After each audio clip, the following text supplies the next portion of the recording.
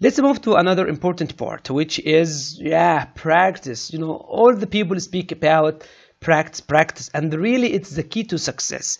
Because we worked retrograde, we put this objective in our plan, and we prepared the CS for IMG box, okay, to serve this objective, okay. So as you will see in the book, all the cases are prepared just to practice in a perfect way to practice. There is the SP rule and there is the physician rule, okay. Just I wanted to add, something here. I need the practice to be more effective and professional. So why not to simulate all the CS circumstances? So if you practice simulating all the CS circumstances, I think the practice is going to be more effective. You know, this is true. And please go to the general instructions for the standardized patients and the general instructions for the doctor's rule, okay, to understand more. Just I wanted to stress here on a few concepts. Please act in character, both for this recommendation for the SPs and the doctor's role. If you are, for example, if you are going to play the SP, please act in character. Simulate pain, photophobia, simulate tenderness, rebound tenderness, change the sensation, ask the questions in order, and be serious in simulating the rule. And if you are a doctor, please also simulate all the circumstances. If possible, just to practice in the hospital or in a clinic, it will be nice. Please bring your white coat, put your stethoscope, have the simple tools with you, the otoscope, the ophthalmoscope, any light source, okay, the hammer. So just to simulate that you are washing your hands. And finally, the time. Practice, simulating the exact time. Go to the website, download the time, the CS timer. Practice according to time. I know it's hard in the beginning, but trust me, in time you will have a good experience in managing your time, okay. So the question here, so how do you know that if you are correct, if you are practicing right or not? And this is really one of my mistakes in the first try. I practiced too much, okay, but I didn't, and at that time I thought that I was right. So you should have a standardization. We should understand more about the scores of the CS examination within the SPs or the physician. We should understand, or we should compare our answers to a standard. Okay, so let's start about the scores. So nobody knows the scores in the CS examination because the CS USMLE CS hasn't disclosed, the scores. How the SPs score the candidates, nobody knows. But why not just to expect? Okay, so we spend some time in reading, in research, in applying our ideas in the candidates. We put a proposal. If we give the CS examination a total of 200 score, okay, so we distribute them like 60 for the spoken English proficiency, 50 for the communication interpersonal skills, and 90 for the IELTS because it is the longest, and also it includes the patient note. Okay, so simply, okay, the standardized patients grade you or give you the score in all the components except patient note. Yes, patient note is graded by a physician, and we give it like 40 out of 90 from the ICE. So look, the SB scores you, okay, or gives you the score, gives you 160 from 200. So you should respect the SP. You should be humble with them. You should make rapport with the SP. Please understand the importance of the SP in the scoring system. And as a physician also here has like 50% of the ICE.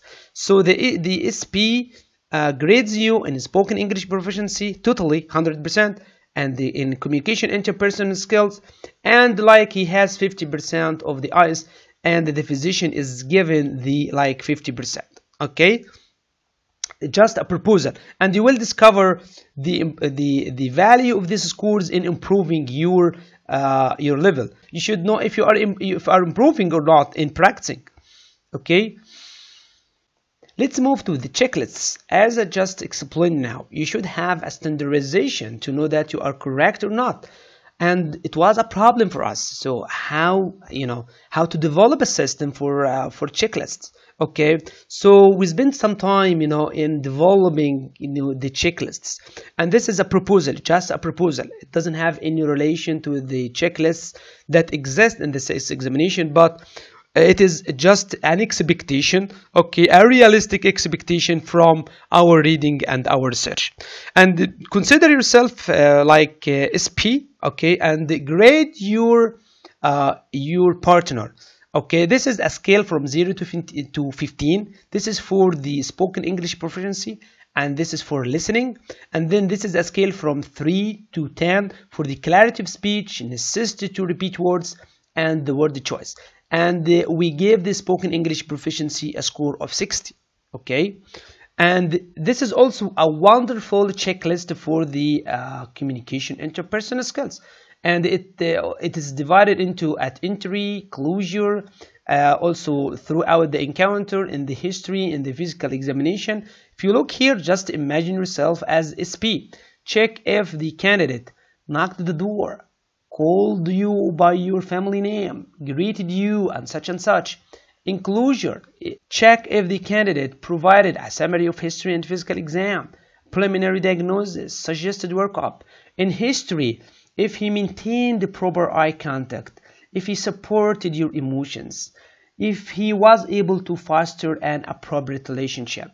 During physical exam, did he wash his hands? Did he ask for a permission to do the physical exam? Did he inform you about the steps? And then here the wrong practice. If the candidate or your partner does it, just put X here. Interrupted, if he interrupted you while speaking, if he asked a leading question, if he examined through the gown, if he repeated painful maneuvers.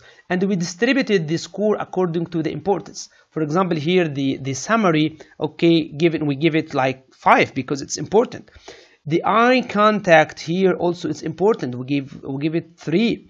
In performing, in asking or performing a prohibited local examination, it's a great mistake because you don't know about the instructions for the CS exam. We give it also higher score than the others. And finally here the score for the counseling, for smoking, medical diseases, medication, and such. And here just a proposal, the score of 50. Those checklists actually are prepared to be copied. Please copy multiple copies of them and then practice using them. And the candidates told me that after like 20 or 30 of using them, they got it. The idea of checklists actually is imprinted in their mind. And this is another proposal for the for ICE. This is for the chest, for example. You will see a checklist for ICE at the end of each chapter.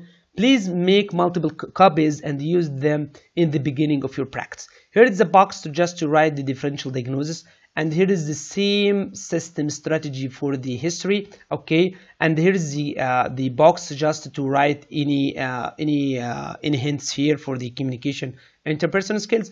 And here is the physical examination, general examination, and the local examination. We give the history a score of 30, and we give the clinical examination a score of 20.